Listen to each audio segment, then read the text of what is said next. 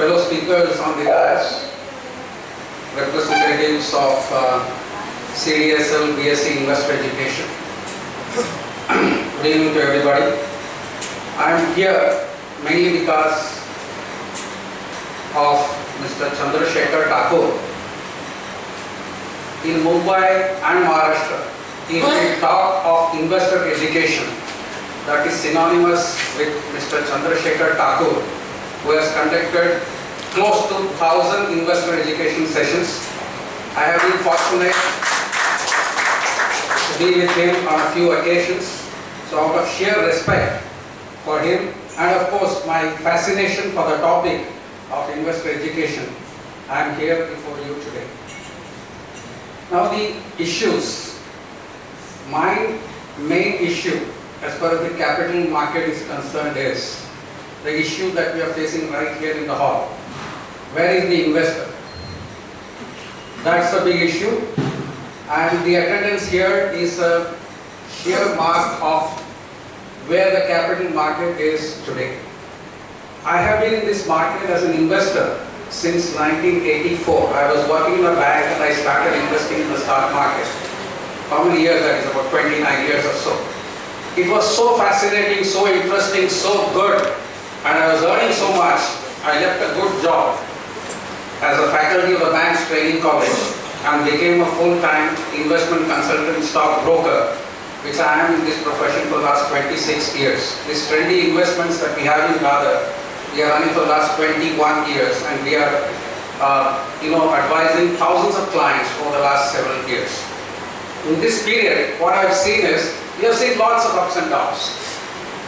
In 1992, if you see the number of investors that were there in the primary market, in the secondary market, in capital market as a whole, and if you look at the number of investors that are there today, over the last 21 years, Indian economy has virtually exploded in terms of the economic growth. Today, the headline news is we are scared of a sub 5% GDP growth. We have been growing for the last at least a couple of decades at 8% plus growth, and we are scared of a 5% growth, GDP growth. And in this period, what has the capital market delivered to the investor? Whatever returns, but unfortunately, the number of investors has been going down steadily over the last several years, especially in the last 5 years. We as an advisor, investment advisor, I keep telling that the stock market is a place where you invest your long-term money, wait for some time, have patience. Now we have to redefine long-term. What is long-term? In January 2008, the Sensex was say 21,000 something. Today, after 5 years plus, we are still below those levels, whereas the economy has grown at 8% plus. So, what is long term? So, the investor keeps asking this question and is getting out of this market. If a GSEC, a government security today, gives a 20% return, a bond fund gives a 15% return, then there is this question, what is this capital market giving to the investor? Don't worry, I am here to answer these questions, but first I raise these questions. The concerns are always there. Macroeconomic concerns like the fiscal deficit, the current account deficit, the depreciating rupee, the high imports that we have, so many issues. I can go on listing these issues. We have also said about volatility of stock markets. Yes, the stock market will be volatile. In fact, many people talk of the stock market being not responsive, not logical, etc., etc. In fact, the volatility, the illogical nature of the stock market, at least in the short term, present as great opportunities. Today, I am going to present to you as a financial planner, not as a stockbroker or not totally devoted to capital market, a system, a plan that can work irrespective of the short-term ups and downs in the market. What I feel and what I have learned after making several mistakes, losing crores of rupees over the last several years is, don't blame the market. Don't blame the regulators.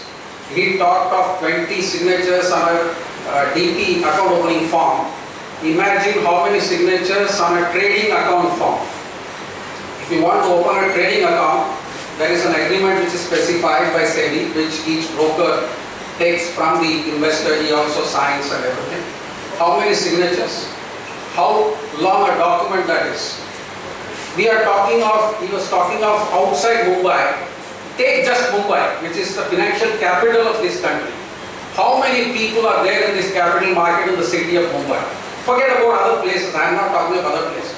Because the moment you go outside Mumbai, say any place, rural area and all that, they are virtually out for the simple reason that any investment in capital market, directly in the capital market in your IPO, or say you want to buy something from the stock market, or you want to invest in mutual fund, the basic requirement is a permanent account number, income tax permanent account number, without which you cannot open a demat account, you cannot open a trading account, you cannot invest in mutual funds. If you look slightly outside Mumbai, you will find that there are very few people who have got permanent account number. So virtually all these people are out of capital market investments directly or indirectly. So I am not worried about getting spread to other areas. I am worried about the literate people, the people who are knowledgeable, who have the money, who are staying in the financial capital, and they are not investing in the capital market, and that is a very serious issue that we have to ask ourselves why. I have been asking this question, and the simple logical reasoning is that the market has failed to deliver the returns that one expected even over long term. People buy stocks, invest in mutual funds, wait for some time. Now how long? They have been waiting for 5 years, and what is the return they have got? Hardly anything. But I am not blaming the capital market. No. What I am trying to tell you is very, very simple. I am addressing you as simple investors, and I am giving you a plain vanilla plan. And I am sure we will have exotic plans and strategies. The last few years has not been good. Fine, I totally take it, no arguments. But go in a diversified manner. Invest on a systematic basis. Diversify over a period of time, and have faith and belief in the market. And as I said, don't just sit tight.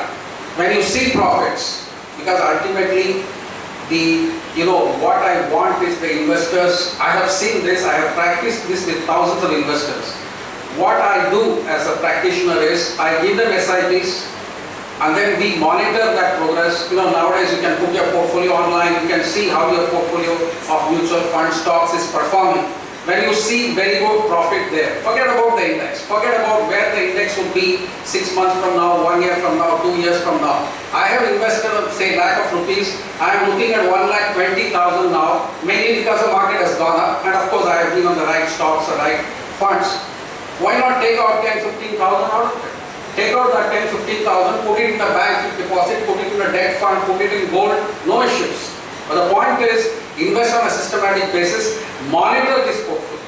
Don't just leave it there. And if you have some funds which are slower than the market, then naturally you have to do some shuffling there, restructuring the portfolio, get out of slower ones, get into better ones, because what has been performing over the last 5 years, 10 years may not be the best performance in the next say 5 years, 10 years, 15 years. So you select a few funds for diversification sake. If you find that you have some slower ones, you have to get out of that and get into faster ones, and then wherever you see profits, you have to book profits once in a while. So it's active management of money. See, remember, investment is out of savings, and savings is out of sacrifice. Today's consumption, you postpone it and you save the money. It's very easy for us to spend our income. We don't do that. So there is some sacrifice involved in the savings. So it's hard-earned money, and that money has to be deployed properly. And believe me, I just want to leave one message before I finish this, is all of us are very, very concerned with our primary source of income, which happens to be your salary, your service, your profession, whatever you're doing. Out of that, we sacrifice and save the money. We invest it, but we don't focus on what the investment is doing for us. Make money work for you. Focus on a secondary source of income. Government is making everything possible to bring you to the capital market. For example, you buy a stock or an equity-oriented mutual fund, hold for a year, and sell after that, you make a long-term capital gain. Now what is the tax on that? Zero, absolutely zero. What could be that quantum? That quantum can be 5 lakhs, 10 lakhs, 20 lakhs, 1 crore without any tax. So they have paved the way. Dividends, absolutely tax-free. For equity-oriented mutual funds, it's totally tax-free. So we have to focus on that secondary source of income. We have also to focus on, while filing your returns, ensure that you have some figures in your income tax returns on account of, say, short-term capital gains, no issues, because the taxation is just 15% compared to the 30% that you would be paying elsewhere if your income is more than 10 lakhs. Long-term capital gain, absolutely tax-free. Dividends on shares and equity-oriented mutual funds, absolutely tax-free.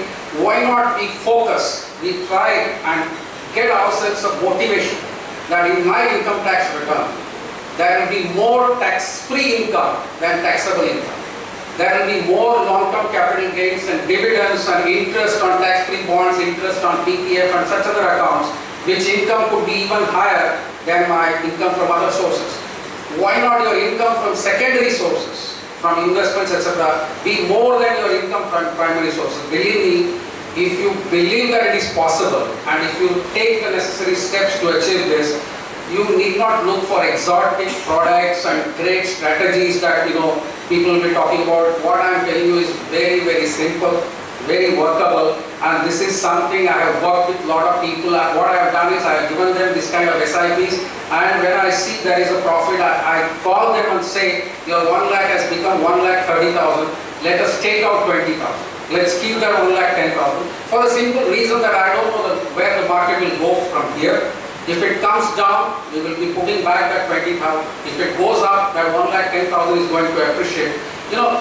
It is this active management of the portfolio in a market which is virtually flat, which is going nowhere. We have not seen new highs for the last 5.5 years. We are now today at a 30-month high, but we are not nowhere near the highs that we saw in January 2008. And therefore, this kind of active profit booking strategy, getting into the debt for some time, coming back when the market falls, can give you phenomenal returns. If you don't want to do all that, no problem. Identify good funds, invest on a systematic basis diversified across fund houses and over time. And I think that will be a tremendous successful listing. What all I would like to conclude is, Zig Ziglar says, Zig Ziglar is the greatest motivator in the corporate US. He says that when you start doing something, when you begin to do something, if you think you will not succeed, he says, you are right. So the most important thing is you should believe that you can succeed and make efforts towards that, and then there are chances of success. But at the beginning, if you believe that you will not succeed, you are right.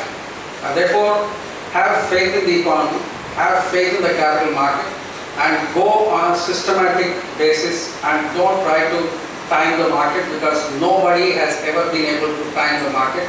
You have to give time for the market to perform. So give that, have patience, have faith, and you will be definitely rewarded. And this is what I can tell you after being in the market for more than 25 years. Thank you.